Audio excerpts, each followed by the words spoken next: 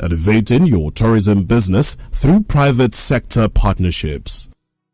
Moderator Edmund Obilo, Director of Research and Production, Bioficom Media Systems, popularly called Radio Man.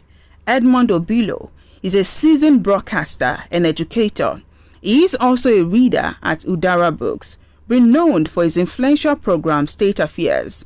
It fosters critical discourse on national and global issues, reflecting his expertise across multiple disciplines. Panelist Kolapo Ogungbele, co-founder of Curious Frontier Limited, drives digital transformation in Nigeria's industries. His role in innovation hubs and the Curious Cake podcast showcases his commitment to entrepreneurship and amplifying voices in Africa's tech scene. Kolapo mentors and judges at esteemed programs, fostering regional collaboration and innovation. Panelist Mr. Bolaji Abimbola, MD CEO, Integrated Indigo Limited. Bolaji Abimbola, a multifaceted public relations, advertising, events and experiential marketing expert, graduated as the best student from the Polytechnic Ibadan in 2005. Renowned for his impactful campaigns with top brands like ExxonMobil and Coca-Cola, he is a recipient of prestigious awards and holds esteemed memberships in professional bodies. As Publicity Secretary of the PRCAN, he champions excellence in the industry. Panelist Mr. Adeyemo Shokunbi, Co-Creative Director, Patrick Waheed Design Consultancy.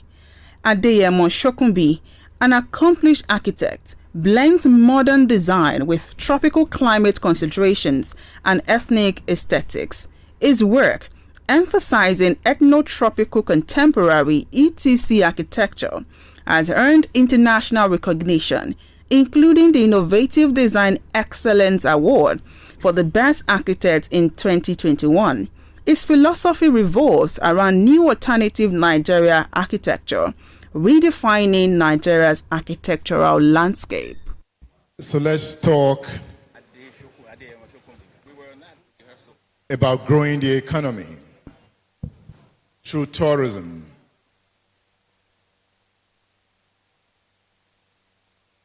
From what I have seen over the years, it is clear and undeniable that tourism has the potential to lift Oyo State economy. So at this point, how do we create that synergy between tourist enterprises and other private agencies? And that is what we want to look at here. We live in the age of technology. If you want to fly, you must fly with tech. Is it not true? Absolutely. So if tourism must fly, it must fly with tech. Absolutely. Tell us more. Yeah, thank you very much. It's an honor, a privilege to be here. I mean, the way I see technology is simple. It's to make lives better. You know, that is the simple way to look at technology. And we must embrace it in all aspects of our life. And if you think about the intersection of tourism and technologies, it's the same. I saw a drone flying here, you know, capturing, you know, beautiful moment of what is happening here. That is technology. And one of the panelists mentioned earlier about beautiful pictures, you know. And if you think about how you can leverage technology in tourism, it's a lot. I mean, the first way you can think about it is all businesses wants to make money, right? And they want to collect payment, all right? So thinking about it in that way is that there is a data by Statista that by the end of 2027, close to 90% of businesses, tourism transaction will be online. All right, and I think that's a very interesting data point to look at as someone in tourism. So if you're expecting somebody coming from US, how can they easily make payments in Ibadan? All right, and the network is going to break. How can we build platforms, technology platforms that can seamlessly integrate, with local businesses here to easily accept payment? So that's one of the way, but I can keep going on and on. I run a tourist agency, and I want to come into partnership with you. What would you do for me to boost my business? All right, I think fundamentally is the experience, right? So the first thing you want to do as a tourist, or if you're just traveling even for business, is to check out where you're going online.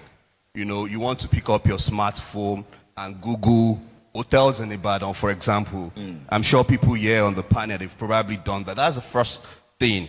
And once you do that, it's important for a business to have a great experience online, a beautiful website that is interactive, that people can connect with seamlessly. I think that's where the experience starts from. What platform do you have online that people can seamlessly connect with? Then we can take it further from there. What are the other services you need to add, before people even get to your hotel, and start the real experience? I was going through Mr. Adeyomo's Shokumbi's profile. Your work emphasizes ethno-tropical contemporary architecture. So it means you are merging modern design with tropical climate considerations and ethnic aesthetics. That's so complex. Look at Captain Barr's store. How does this apply? Well, that's a question that you kind of like put me on the spot with.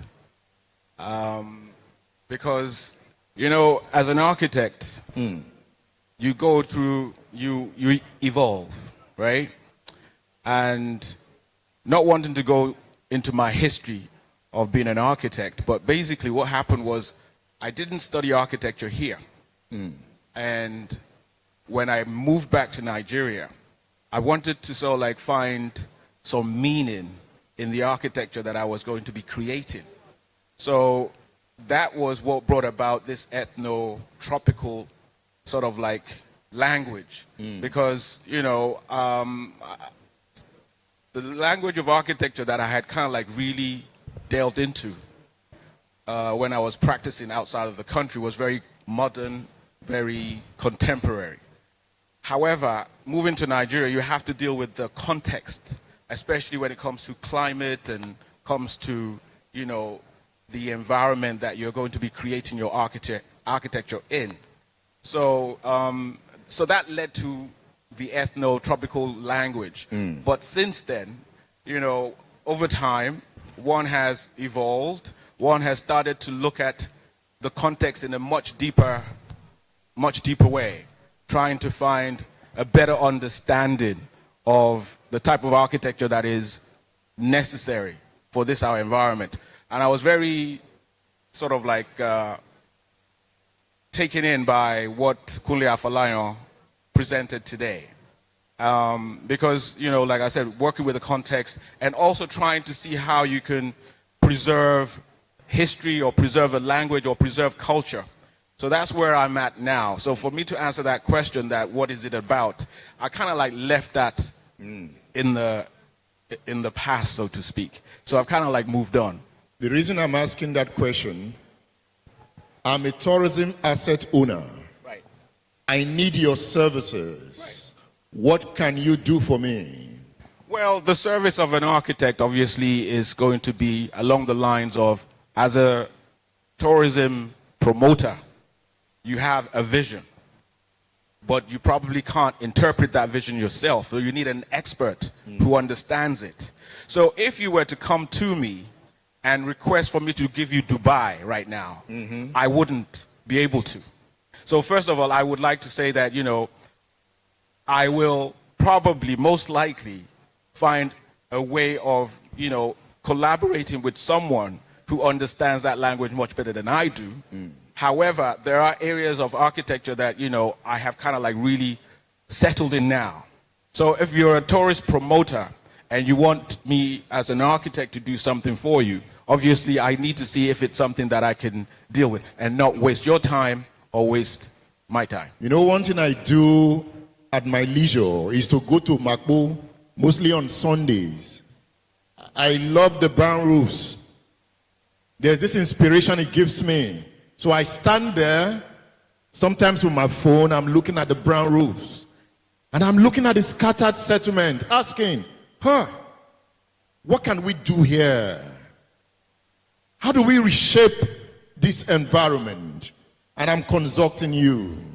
What do we do? I will preserve it, but I will use material that has a long-lasting sort of like materiality. Because the thing is, you were talking, the Honorable, I don't know if it's a commissioner, said something about, in as much as J.P. Clark talked about the brown roofs, that there's more to battle than the brown roofs. Yeah. I agree. But for me, as an architect, I look to heritage. I look to culture and the preservation of it. So, I'm very sort of like happy to be here, actually, because Oyo State have gone out on a limb to sort of like, put this out to people like myself, that if this is to happen, how would you respond to it? Do you understand what I'm saying? And I'm not the only architect in Nigeria. There are many, or the only architect in Ibadan, or the only architect in Western region. There are many of us. And I'm a believer that one has to collaborate with others, not just even with like-minded professionals, but also with the people that actually are from that context or from that location or from that area. So rather than just trying to impose my own understandings on them, I have to work with them. I have to work with, people that come from that locality. So that's the type of architecture that I believe should be perpetrated in Oyo State, because Oyo State has a history, very, very, very deep history that needs to be preserved, and I am an advocate for that. Thank you, Mr. Shokunbi. Thank you. Thank you. Let me come to Mr. Kolakbo Ogunbile. Okay, sorry. Sorry. Mr. Bolaji Abimbola, yes. Mr. Abimbola, he's a professional with extensive expertise spanning public relations, advertising, events, and experiential marketing. We are talking about tourism here. How expensive are you if I want to partner you as a tourism company? Thank you very much. When you say how expensive will my service be? Yeah. It depends on what we're looking at. So if we're looking at it in the context of business, so it's going to be, I'm offering you this service, this is what I charge professionally. But for government, and I think it's about partnership, it's about collaboration. Of course, I'm from here, I'm from Ibadan. Somebody mentioned my family house at the beginning of this session. We have one of the oldest palace, the Refin Palace. That's where I'm from. So I see myself as a stakeholder. And rather than seeing this as a business, I like to see it as my way of contributing to development of the tourism potential of the state. But that's not to say that I'm going to do it for free. But of course, I'm not going to be charging you as I would charge my commercial clients and partners. Thank you. But again, I'm a private business. I'm a tourism business. I need promotion. I need advertisement. And I want partnership. Okay. So, I think I spoke to working with the government, but now working with private organizations who are in tourism business. Again, it's about scaling. So I speak to these in our industry that it's better for you to be part of the building of a monument. So there are some clients that you need to grow with. And over the time, then you can charge them what you actually deserve to earn. So if you want to work for an hotel, for instance, Korea Fanayon definitely needs PR, needs publicity for that tourist center I have at Igbo Giant Komu. But of course, you can see his challenges already. Guy has spent a lot of money, still having challenges. But if you go to him and in a straight commercial terms, he may not be able to afford you, and you're going to more like not allow the potential of that tourist destination to flourish. So you look at collaboration. Look at the medium that you can use to reach his audience that is the best medium and most affordable. Then you begin to scale as it grows. That is the way I like to approach partnering with tourist operators. I must confess, since yesterday, I've been thinking of going into tourism business. And I think I will. Please do. And in the last 3 or 4 years, I've brought in some friends, especially Makbo axes. We've toured those areas and I've seen the potential, but I've been dilly-dallying. If you are a young person, let's make money. Get ready, let's partner. There is money to be made. You see, I was in Vietnam. I knew how much I spent to view certain sites. Those sites are not as great as some of the sites in your state. So if you are a young person in this hall, just go back and reflect. There is money to be made from your state. Mr. Architect, are you seeing the money? You are seeing the money. Are you going to come in to partner? Without a doubt. I mean, given the opportunity, I'll be here in a flash. I mean, the thing about Oyo State is, like I said, it has the culture, it has the history, and, you know, it is ripe for what Oyo State is actually trying to do now. And, I mean, you know, I move around in a pack. So my thing now is to go back to the yard and tell the pack that, listen, guys, there's so much to be done. Just like you're encouraging everybody to invest in Oyo State as the young people that are in the audience today, that, you know, it is ripe for it. And I feel that what the government, which, I mean, I was so impressed with the Deputy Governor's presentation today, because he wooed me and he made my head swell to the point that, I mean, I wanted to go up to him and say, come on, give me a job. I'm ready for this. But the truth is, everybody should come to Oyo State now. With the initiative that has actually been done with this summit, and with my friend Dr. Adun Okukwe, who has actually decided to move into this environment, I'm sure this is where it's at. Now, if you go on my pages, you would see about 6 documentaries on the Fashola Agribusiness Industrial Hub.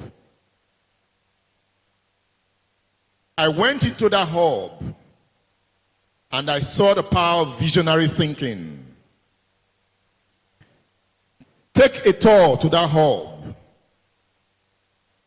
and see what Agric can bring to the system. What Dr. Debo Akonde described is real. And I took my cameras in, I saw the pictures, I saw the future. Let's look at what tech can do for Fashola Agribusiness Hub. All right. I think initially when I started, it was about creating the digital experience. And what I was trying to do is to Google the Fashola Hub and just trying to understand the kind of information that is available, you know, on that. I've been hearing about it, I've checked it out. And a quick one, there is a platform here, I don't know if anybody has heard of Hello Ibadan, all right? Some wonderful young guys, and they create amazing content, you know, about beautiful places, amazing places in Ibadan. And that's one of the things technology can do, visibility. You know, people need to know locally in other part of the country. And I think it was yesterday when someone said in Africa we have a population of 1.4 billion people. I mean, and that's a very huge market. So the question is, how can we leverage technology to drive visibility for Fashola Hub? I mean, I heard the commissioner said that it has been fully subscribed. There is plan to set up additional hub like the Fasholas, but what can we do to grow it in terms of visibility? What are the resources available? What is the platform like? You know, is there like augmented reality integrated and I can maybe interact with some of the spaces there? There are also businesses there. I mean, there is opportunity to create programs for young people that are building or starting new innovative ideas around agriculture and tourism, and even incubate them in that location. So in essence, I mean, technology, one, visibility. All right, that is one of the key things I think technology can use. And of course, the processes. I'm sure there are a lot of processes there that technology, you know, can also drive. Yeah. Let's look at this question. And it's to you, Mr. Abimbola. Do you have any personal experience of ongoing partnership between marketing agencies and tourism asset owners? Okay, there's a lot, and I spoke to these during areas for this event. If you look at a country like Kenya, the Kenya Tourism, the board of the Kenya Tourism have partnership with marketing communication agencies that develop strategies and communications for promoting Kenya tourism, which is why today Kenya is one of the major countries in Africa attracting a lot of tourists to their state. It will interest you to know that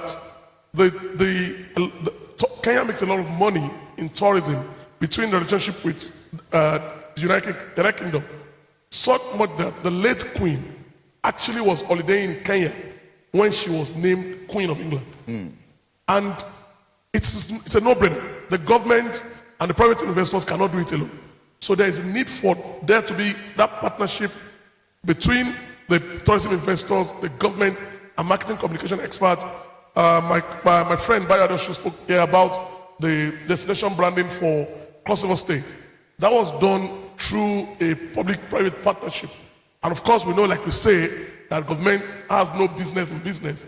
What government needs to do is to find the right partners in the private sector, bring them together, and we'll see a whole lot of difference. If the government of your state, with what they're doing already, for them to achieve what they want to achieve in tourism, what they need to do is partner with some of these private individuals, private companies who are into tech, the finance, architecture, and marketing communication. And in 5 years, we should start seeing the result, because it's a marathon. We need to tell ourselves the truth. Okay. It is not a sprint. You are not going to start to say people should visit our state and expect to start happening now. It's a gradual process, and at a point, even the man who spoke about word of mouth, the word of mouth will not spread almost immediately. It will be a gradual thing. We have to ensure that the citizens bought into the vision of the government to use tourism to develop the state, and in 5 years, we should start seeing traction as well. Thank you. My experience in Samara in Kenya, at that point, you could see clearly why Kenya is a big deal. You know, the tourism vehicle on the road that day were up to 500. Even the animals had no space. The number of Chinese, the number of French, the world was in Samara. In fact, the season begins to boom from now. May, June, August, and Nairobi is in money. What are we struggling to see? Lions, antelopes, zebras. But they have made them so interesting. What is so beautiful about Samara? Google it and see. You have 7-star hotels in those forests. Presidents are relaxing there. You have 3-star hotels in that place. And the community, members of the community, the Maasai people, the natives, The Maasai people are in money. They are selling artifacts. They are speaking good English. They are welcoming. In fact, I'm happy with what is going on here today. Mr. Shukumbi, are you that expensive? If I want to come to you to design something, is the architect that expensive? I know the architect is expensive. Well, everything is actually relative. Okay. Right? Someone might say they just want to redecorate or redesign this space. Yeah. There will be a budget allocated for that work, right? Normally, how architects will charge will be a percentage of the estimated cost. This is before the work starts, right? But everything is negotiable. We live in an environment where my mother used to say to me that anytime you go to a market and they give you a price, you know, you just, first of all, cut it down into two, right? But that doesn't necessarily give you the value that you're expecting. So it can't necessarily always be the case. I'm not expensive. Like I said, everything's relative. But having said that, you know, there are 3 stages to what it is that we do as architects. There's the concept development stage. There's the what we call the feasibility stage, right? Then you can move to the next stage, which is to do the drawings that we're going to use to execute the project. And then from there on, you'd now start doing the contracts administrative aspect of the work. So if there's a promoter here that has a vision that wants to do something, I'm not going to charge him for the whole project when he comes to me and says, oh, I have an idea and I want to do this. We will do it in stages. And then better still, you know, I mean, they always say that architects don't make good businessmen. But one thing that we've learned nowadays is people don't like paying for services in our environment, unless you're in the oil and gas business. But as an architect, you know, you can sort of like negotiate a way of saying, you know what, might not necessarily get paid for this, but when we're done with the project, I mean, this would obviously be written out as a contract. When we're done with the project, based on whatever the return on investment is, I can earn a percentage of that. You know, or you could even do like a JV, a joint venture, where you don't necessarily have to be paid anything, but your sweat equity becomes your own equity in that understanding. As we round up the discourse, advise the Oyo State government on the road to follow, especially with relating to professionals like you. So we all understand the challenges that we have in Nigeria. There's a 4-year cycle that we all work with. Sometimes we're lucky it can be an 8-year cycle, okay? So I don't know the intricacies of government or policy or what have you, but I feel that the government have a duty and a role to play where if, for example, someone looks at a project and sees it as a short term, that doesn't necessarily have a problem that much with it because you're still within the cycle of that 4-year cycle. But if it's like a long-term project, which most of these projects need to be for them to be successful, you can't, you know, sort of like create magic in one night. So what am I trying to say? The thing is policy. How strong is policy going to ensure that when someone invests in a project that is long-term, that some new government is not going to come in and then change the policy that you have actually entered into, you know, 8 years ago, and therefore makes your project, I don't know, lose whatever value it had when you looked at it in the beginning. So what am I saying? There should be, and I don't know, like I said, I don't know how it works, maybe the politicians can say this, that is there any way of ensuring that whatever policy that is actually used to guide a project that is long-term, that is cast in stone. So someone is not necessarily going to suffer the fate of a new government come in and then policy changes. Okay, I think before we round off, at some point, perhaps the commissioner will respond to that. As we go, Mr. Ogungbile, you speak to the government. Sorry, Mr. Ogungbile, you speak to the government. All right, yeah, so Ms. Bland mentioned yesterday that we have to think global, you know, when you're running any business or you're trying to create new industries. And I think that's important in the type of product that we build. And when I say product, I mean technology product, right? So if you're trying to build a platform to drive tourism, for example, in Oyo State, the question is, how competitive is that platform? Is it a world standard platform? What type of web application are you using? What type of experience are you giving people online? Because if someone is planning or thinking of coming to Oyo State, I've probably researched maybe like 3 other places, before I'll probably decide this is where I'm coming. And my first interaction is the platform. So what type of platform is the state putting out there? How educative are those platforms? What are the information available on those platforms? How interactive are those platforms? What type of technology can you use to enhance those platforms? I was talking about augmented reality for some of these lakes. How can you leverage technology to create the experience for people? I might be sitting down in Calabar and I'm having a feel of the lake right in my sitting room. And a typical experience is, I was in Finland some years ago, and I had to choose between 2 hotels, right? And one of the hotels gave me a 360-degree view, of the reception area, and the other one was just book rooms. And I went for the other one, right? And when I got there, it was like, I've been here before.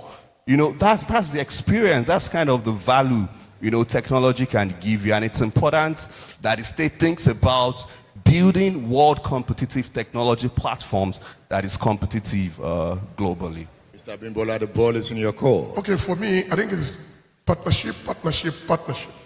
The government must bridge the gulf between the public service and the private enterprise, bring them together for us to achieve the goal. And again, we must, if we are very serious about making tourism a very serious income earner and the mainstay of our economy as a state, then we must weave it into the vision that is driving the state.